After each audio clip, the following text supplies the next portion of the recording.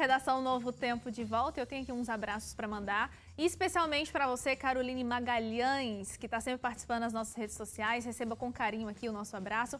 Alberto Martinelli, um abraço também para você. E gostaria de deixar aqui também para o Vitor Husky, Rogéria Carla, a Armanda Nunes, o Jefferson Vieira e a Geni Marcondes. Um grande abraço para vocês. E agora, nesse bloco, a gente discute sobre a crise econômica. A arrecadação de impostos do governo federal foi a pior dos últimos 5 anos para o mês de julho. Segundo dados da Receita Federal, divulgados na última terça-feira, em relação ao ano passado, a queda foi de 3,13%, o que mostra que a recessão econômica tem afetado as contas públicas do país, apesar do ajuste fiscal. Aliás, falando sobre isso, uma pesquisa divulgada nessa semana apontou que 58% dos brasileiros na classe C não sabem explicar o que significa o termo ajuste fiscal.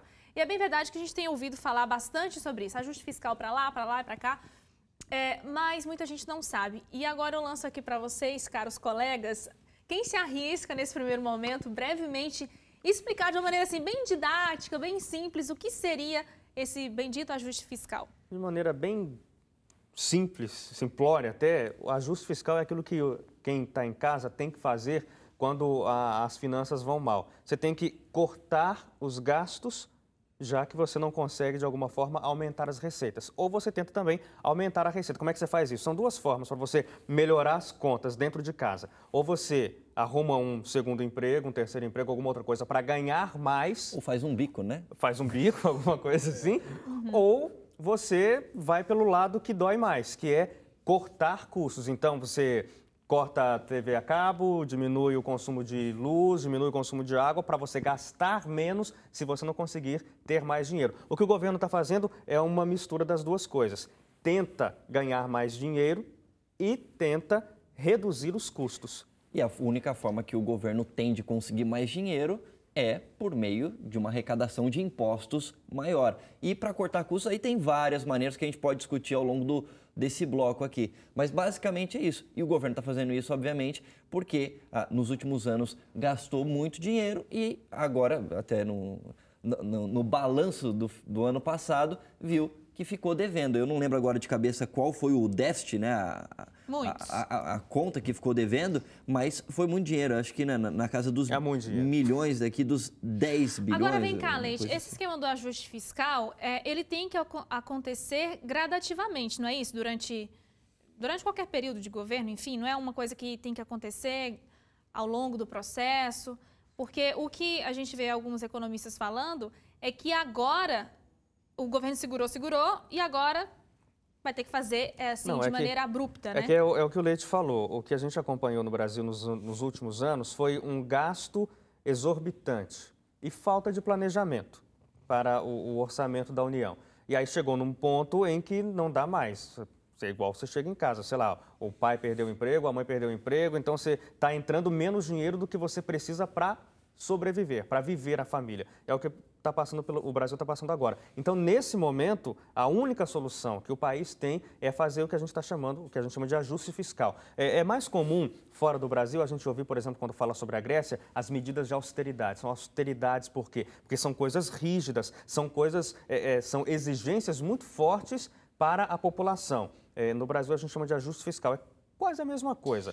A diferença é que na Grécia essa austeridade vem de fora, né? Vocês agora vão ter que ser assim para a gente continuar deixando uma graninha para vocês poderem se recuperar. No nosso caso, nós mesmos estamos fazendo. Exatamente. Né? Já passamos por essa parte da austeridade, que foi a época que o FMI dava grana para a gente, né? Agora, tem uma coisa que eu achei interessante dessa pesquisa que foi feita. Ela buscou saber o que a classe C brasileira, que é a classe média em ascensão, a gente poderia definir assim, sabe ou não sobre ajuste fiscal. E boa parte realmente não sabe o que é o ajuste fiscal. Tem algumas respostas que falam, ajuste fiscal é imposto, ajuste fiscal é isso, é aquilo, mas não sabe exatamente o que é. Agora, uma outra pergunta interessante que essa pesquisa buscou saber com a classe C brasileira é o seguinte: o que é que o governo faz quando tem que ajustar as contas? Foi uma pergunta que essa pesquisa fez. E aí a classe C brasileira respondeu o seguinte: cobra mais imposto, rouba ou pega do trabalhador. Essa foi a resposta As opções, né? E é interessante porque isso remete, inclusive, a uma coisa que a gente falou no bloco anterior, né? É uma percepção que boa parte do brasileiro tem, até porque boa parte dos brasileiros está na classe C, em relação a instituições, seja ela a polícia militar, que a gente comentou no bloco passado, ou mesmo o próprio governo. É um sentimento de, tipo assim, eles não estão com a gente na maior parte do tempo, né? Pelo menos é o que a gente sente por meio dessa pesquisa. Mas, Leite, então, eu falo Leite, mas assim, né?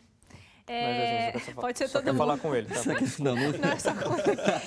Mas então a gente está querendo dizer que o ajuste fiscal é uma coisa boa, é isso? Olha, ajuste fiscal...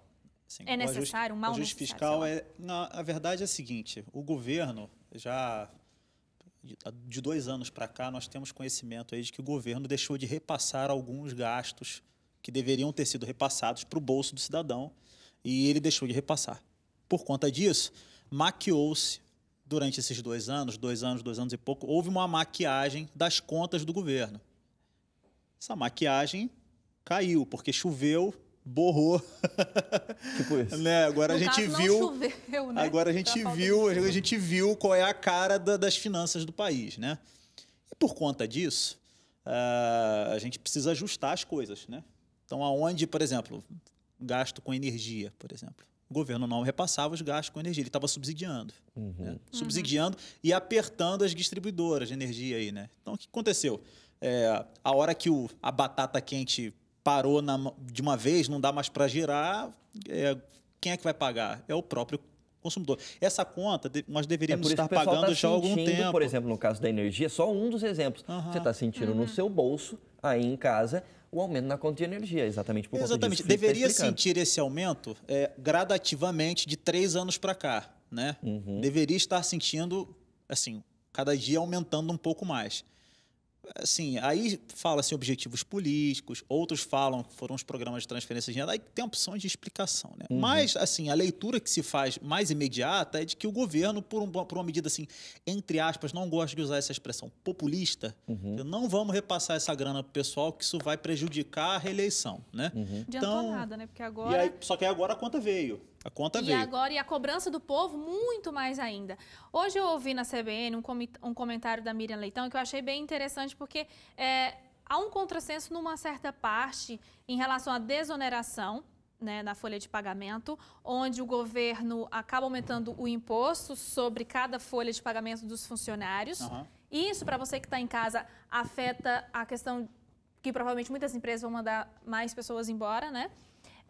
Mas também saiu a nova divulgação de que o governo vai emprestar dinheiro para as montadoras, para as concessionárias, com taxas de juros abaixo do mercado, para esquentar esse tipo de mercado. Então fica aquela coisa, por um lado, para vários setores, o governo está chegando em cima, né, cobrando mais impostos dessas empresas, e no ramo de concessionárias, das montadoras, ele está facilitando o investimento.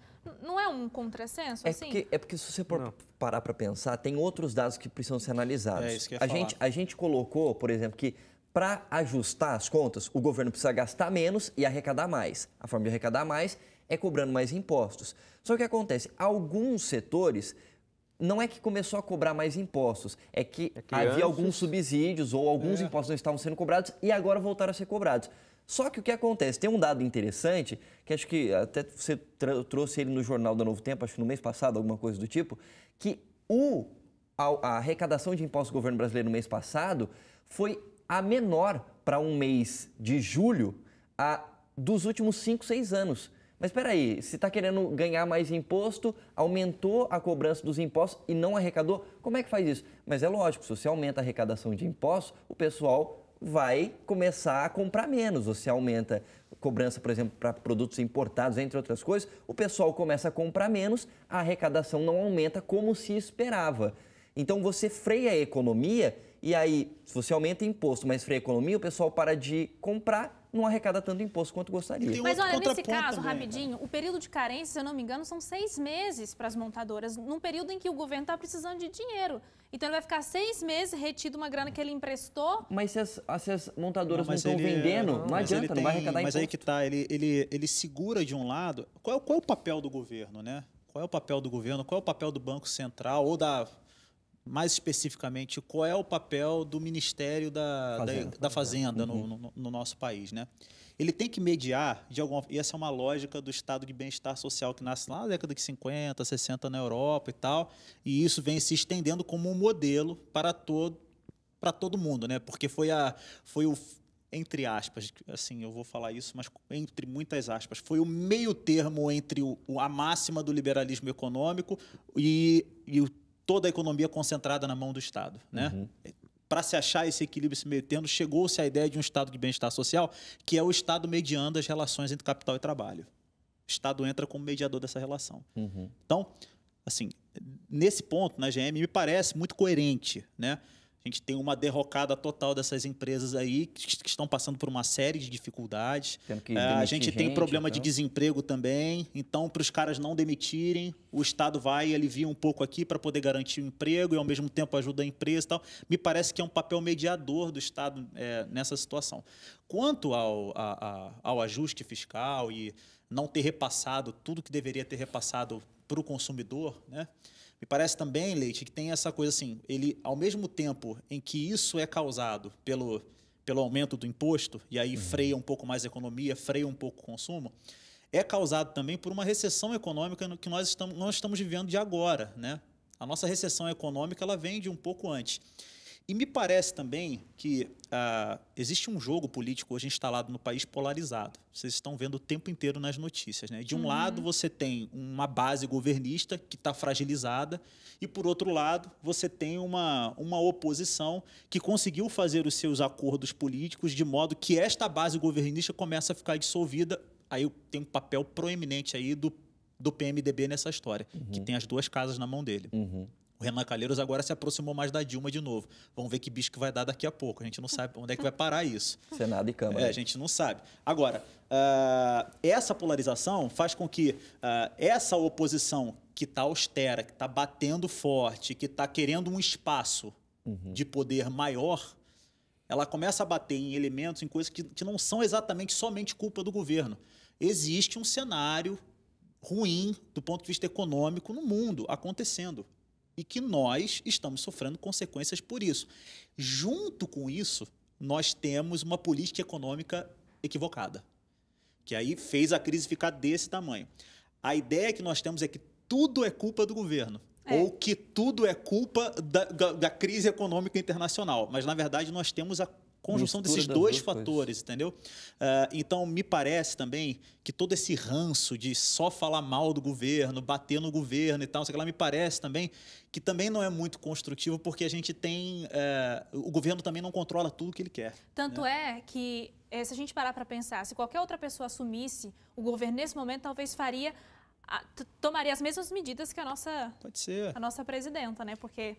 Exato. Agora, uma coisa que eu acho que... acabou já? Acabou, Leite. Nossa, tá Sinto bom. muito em te cortar, viu? Olha, não parece. Desculpa, não parece sentir, Suzane. Fui um pouco maldosa. Olha, eu espero que a gente talvez conseguiu fazer com que você entendesse um pouco melhor, né, gente? Foi muito boa a nossa discussão. E daqui a pouco a gente continua discutindo sobre as novas regras do Detran, dessa vez, né? Para evitar fraudes nos exames práticos de habilitação. A gente volta em 2 minutinhos, não saia daí.